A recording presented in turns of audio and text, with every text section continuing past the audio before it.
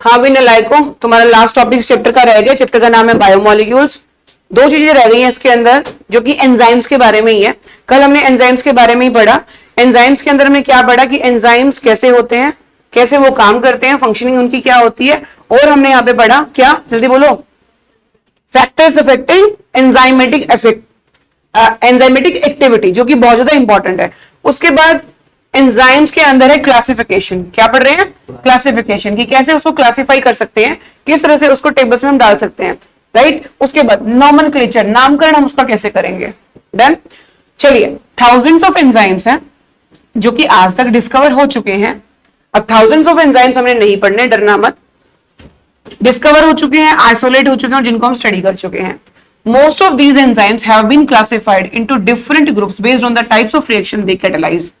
इनको क्लासिफाई हमने किस बेसिस पे किया कि ये कौन सी रिएक्शंस परफॉर्म करते हैं। समझ आ रही है बात? अभी पढ़ाऊंगी भी। जिस तरह की रिएक्शंस ये करते हैं उसके हिसाब से ही हमने इनका नामकरण कर दिया। Clear not clear? और उसी के हिसाब से हमने उसको उस क्लास के अंदर डाल दिया। ठीक है जी। चलिए, सो एंजाइम्स को 6 क्लासेस के अंदर डिवाइड किया गया है। हमें सिर्फ क्लासेस ही पढ़नी है, अदरवाइज हर क्लास की 4 से लेकर 13 सब क्लासेस होती हैं। तो यू आर लकी कि आपको सब क्लासेस नहीं पढ़नी, आपने सिर्फ क्या पढ़नी है, क्लासेस पढ़नी है। कोई कंफ्यूजन? चलिए अब देखिए, और इसको हम ज्यादा नॉमेनक्लेचर के अंदर घुसे, डीप में स्टडी करें तो भाई इनको 4 डिजिट नंबर के अकॉर्डिंग, मतलब 4 डिजिट का एक नंबर होता है जो कोड नंबर की तरह इसको असाइन किया जाता है।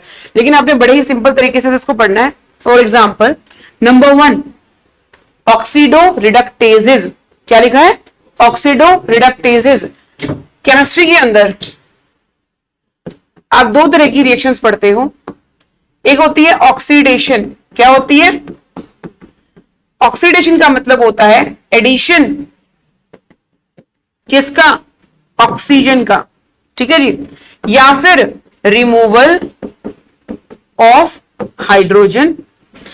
दोनों सूरत में हम क्या बोलेंगे इसको? ऑक्सीडेशन। इसका अपोजिट यानी कि रिडक्शन। किसी रिएक्शन के अंदर अब उल्टा कर देंगे, एडिशन था ऑक्सीजन का, हम करेंगे रिमूवल। रिडक्शन में क्या होता है? Removal of oxygen. Removal of hydrogen था, हम बोलेंगे एडिशन। क्या बोलेंगे? Addition of hydrogen.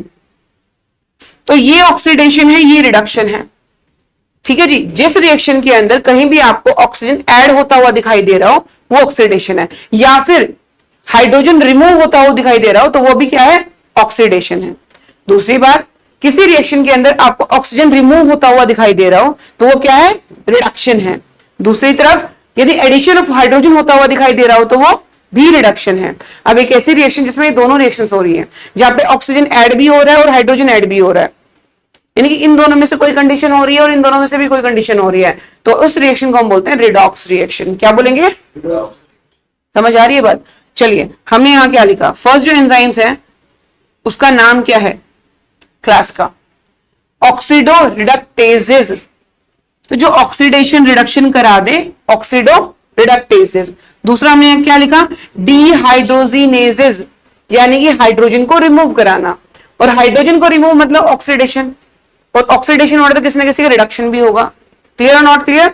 सो ऐसी रिएक्शन जिसमें आपको ऑक्सीडेशन रिडक्शन दिखाई दे वो आपके कौन से एंजाइम्स हैं? ऑक्सीडो रिडक्टेजेस या फिर डीहाइड्रोजिनेजेस। Clear not clear?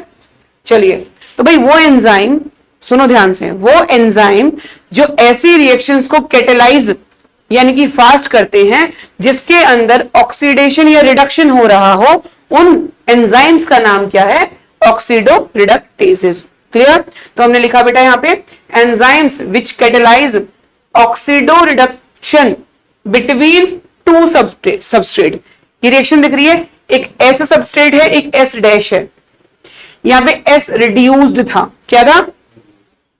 और यहां पे एस डैश क्या था? ऑक्सीडाइज्ड। यहां पे उल्टा कर दिया, एस डैश जो कि रिड्यूस था वो क्या हो गया? ऑक्सीडाइज्ड।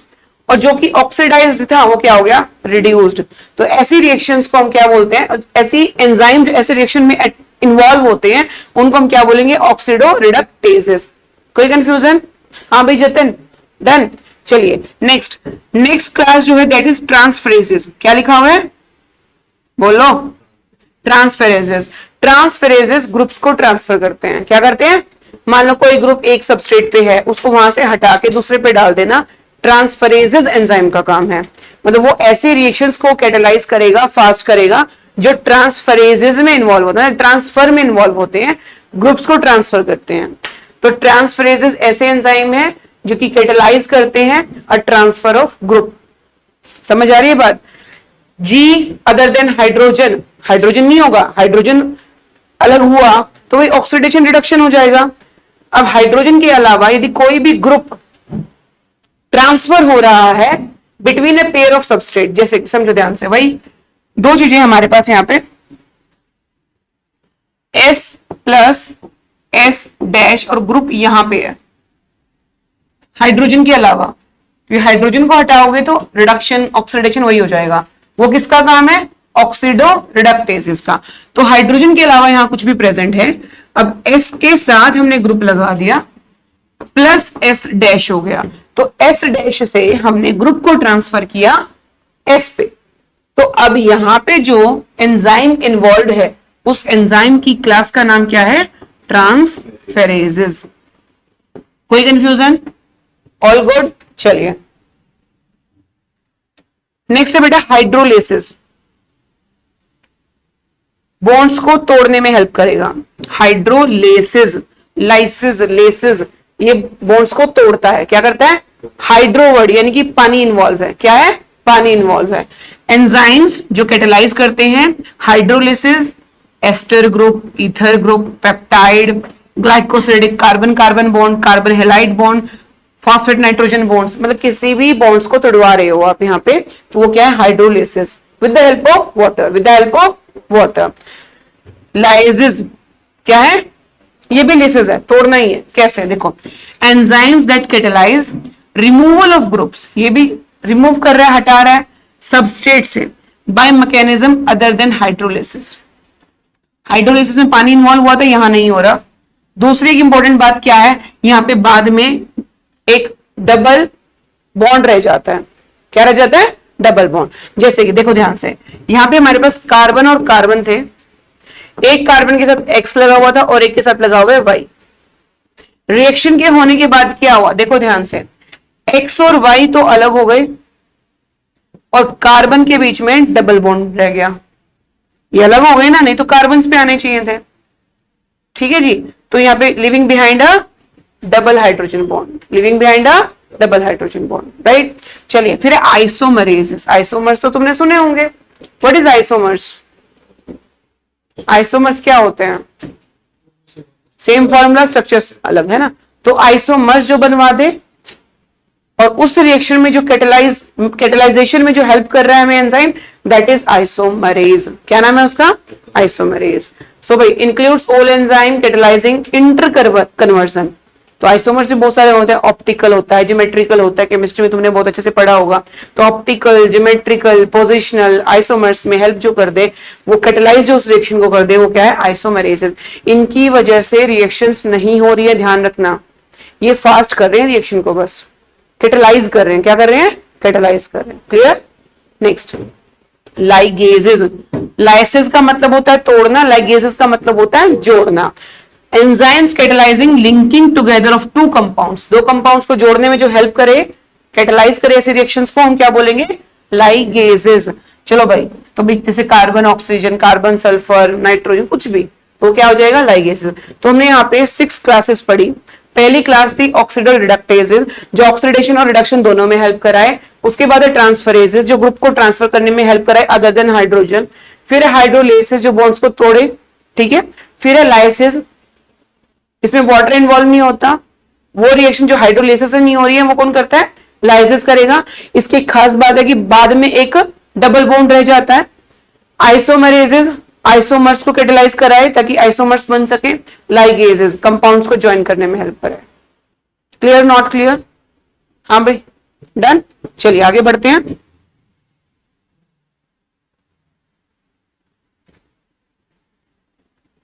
उसके बाद है बेटा कोफैक्टर्स। बड़ा ही इजी टॉपिक है और क्वेश्चन नीट के अंदर यहीं से आता है बहुत बार, इस बार भी आया हुआ था। ठीक है, तो ध्यान से हम इस टॉपिक को पढ़ेंगे, इसको इंपॉर्टेंट भी मार्क करेंगे हम।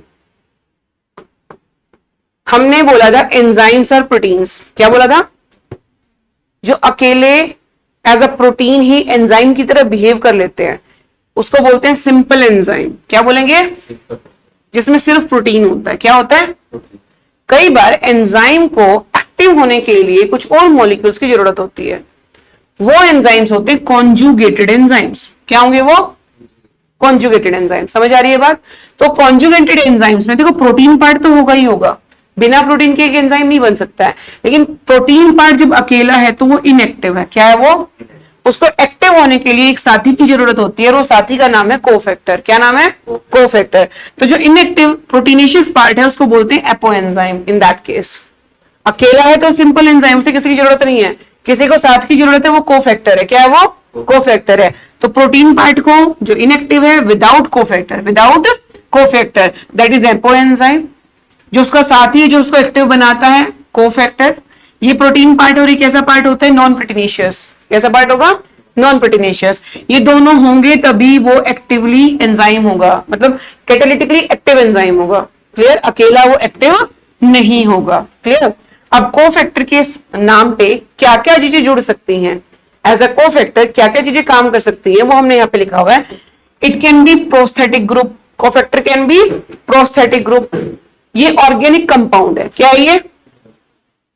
टाइटली बाउंड हो जाता है एपोएंजाइम के साथ, यानी ये इसके साथ टाइटली बाउंड ही रहता है। ठीक है? वो है तभी वो एपोएंजाइम एक्टिव है और वो एंजाइमेटिकली एक्टिव हो सकता है। Clear? Haem is a prosthetic group. Haem क्या है? एक प्रोस्थेटिक ग्रुप है जो कैटालाइज करता है catalase and peroxidase. Catalase and peroxidase यानी कि कैटालेज और पेरोक्सीडेज एंजाइम बिना हीम ग्रुप के काम नहीं करते। They are inactive. So catalase और पेरोक्सीडेज को प्रोस्थेटिक ग्रुप हीम चाहिए ताकि वो एक्टिव रह सके। डन और नॉट डन? इसी के साथ साथ एक होता है कोएंजाइम। क्या होता है? तो कोफैक्टर की तरह कोएंजाइम भी बिहेव कर सकता है। ये टाइटली बाउंड होता है, ये लूजली बाउंड होता है। पर जब काम किया ठीक है फिर वो अलग हो जाएंगे। ये भी ऑर्गेनिक है। ये भी क्या है? ऑर्गेनिक है। Bound to apoenzyme for transient period. कुछ टाइम पीरियड के लिए जब कैटालिसिस होनी है, जब वो रिएक्शन होनी है, उस टाइम के लिए वो बाउंड हो गया, फिर वो अलग हो जाएगा। वो टाइटली बाउंड था। प्रोस्थेटिक क्या था? टाइटली बाउंड था। एग्जाम्पल देखिए, जैसे कि NAD है, NADP है, इनको एक्टिव होने के लिए नियासिन विटामिन की जरूरत होती है। किसकी जरूरत होती है? नियासिन विटामिन की जरूरत होती है। तो नियासिन विटामिन यहाँ पे क्या है? कोएंजाइम है। किसके लिए? एपोएंजाइम NAD और NADP के लिए। क्लियर और not clear? Next, metal ions भी हो सकते हैं। क्या हो सकते हैं? फॉर कोऑर्डिनेशन क्या करते हैं? कोऑर्डिनेशन बॉन्ड फॉर्म करते हैं। मतलब ये एंजाइम है आपका और ये सबस्ट्रेट है। ठीक है? इसमें मान लो जैसे कि यहाँ पे जिंक आयंस दिए हुए हैं, ये इसके साथ भी बॉन्ड बनाएगा, इसके साथ भी बॉन्ड बनाएगा, ताकि दोनों आपस में काम कर सके। ठीक है? सो ये क्या करते हैं? ये फॉर्म करते हैं कोऑर्डिनेशन बॉन्ड। क्या करते हैं? एक्टिव साइट पे कोऑर्डिनेशन बॉन्ड बनाया एक तरफ और दूसरी तरफ कोऑर्डिनेट बॉन्ड बनाया सबस्ट्रेट के साथ, ताकि जिंक आयंस काम कर सके। किसके लिए? कार्बोक्सीपेप्टाइडेज के लिए। एग्जांपल, कार्बोक्सीपेप्टाइडेज एक एंजाइम है, जिंक आयंस उसके साथ कोऑर्डिनेट बॉन्ड बनाएंगे। समझो ना, ये मान लो एक एंजाइम है, इसके साथ जिंक आयन कोऑर्डिनेट बॉन्ड बनाया, इधर होता है आपका सबस्ट्रेट, तो ये बीच में एक मीडिएटर की तरह काम कर रहा है ताकि रिएक्शन कैटालाइज कर सके सबस्ट्रेट को और प्रोडक्ट में कन्वर्ट हो सके एफिशिएंटली। क्लियर? समझ आ रही है बात? तो दोबारा से देख लो बेटा इसको। Enzymes are of two type. एक होते हैं सिंपल एंजाइम, एक होते हैं कॉन्जुगेटेड एंजाइम। सिंपल में सिर्फ प्रोटीनेशियस पार्ट, कॉन्जुगेटेड में प्रोटीनेशियस पार्ट के साथ साथ non protein part. Protein part inactive होता है, उसको एपोएंजाइम बोलते हैं। इनएक्टिव कब? जब उसके साथ नॉन प्रोटीन पार्ट नहीं जुड़ा हुआ, बिना उसके वो काम नहीं कर सकता। दोनों मिलके ही एक्टिव होंगे, दोनों मिलके ही एक्टिव होंगे। तो non proteinaceous part can be prosthetic group. Prosthetic group tightly है, ऑर्गेनिक कंपाउंड है। एग्जांपल हमें दिया हुआ हीम का। हीम प्रोस्थेटिक ग्रुप है किसके लिए? कैटालेज और पेरोक्सीडेज के लिए। It can be coenzyme, cofactor can be coenzyme. Organic है, ये लूजली बाउंड है, कुछ टाइम पीरियड के लिए जुड़ेगा। जैसे NAD NADP को नायासिन चाहिए ताकि वो काम कर सके। क्या चाहिए? नायासिन चाहिए। क्लियर? इसी तरह से मेटल आयंस है। क्या है? Metal ions. मेटल आयंस में हमें एग्जांपल दिया हुआ है Zn आयंस का। किसका एग्जांपल दिया हुआ है? Zn आयंस का। अब Zn आयंस क्या करते हैं? कार्बोक्सी पेप्टाइड्स के साथ कोऑर्डिनेट बॉन्ड बनाएंगे एक तरफ, और दूसरी तरफ बॉन्ड किसके साथ बनाएंगे? वो सबस्ट्रेट के साथ, ताकि सबस्ट्रेट को प्रोडक्ट में कन्वर्ट होने के लिए वो कैटालाइज कर सकें। बिना जिंक के वो नहीं हो पाएगा उतने एफिशिएंटली। क्लियर? क्योंकि एंजाइम्स रिएक्शंस को कराते नहीं है, फास्ट करते हैं, कैटालाइज करते हैं। डन। सो ये चैप्टर यहीं पे आपका हो चुका है खत्म। इसके बाद इसकी रीडिंग करोगे एनसीईआरटी से। एक टॉपिक तुम्हारा शायद रह गया, मेटाबोलाइट्स वी हैव डन और नॉट डन? ठीक है, तो सारे टॉपिक्स हमारे चैप्टर के कवर हो चुके हैं वन बाय वन। जिन बच्चों ने स्टार्टिंग से चैप्टर नहीं लगाया, एक एक करके वीडियो देखना स्टार्ट करोगे। ठीक है, 9 पार्ट है इस वीडियो के, 9 के 9 पार्ट चाहे दोबारा देख लो। उसके बाद क्या करोगे? NCERT reading. एनसीईआरटी रीडिंग के बाद question solve, PYQs and then a test. Done. फिर इसको पैक करके एक साइड में रख देंगे हम। क्लियर? चलिए।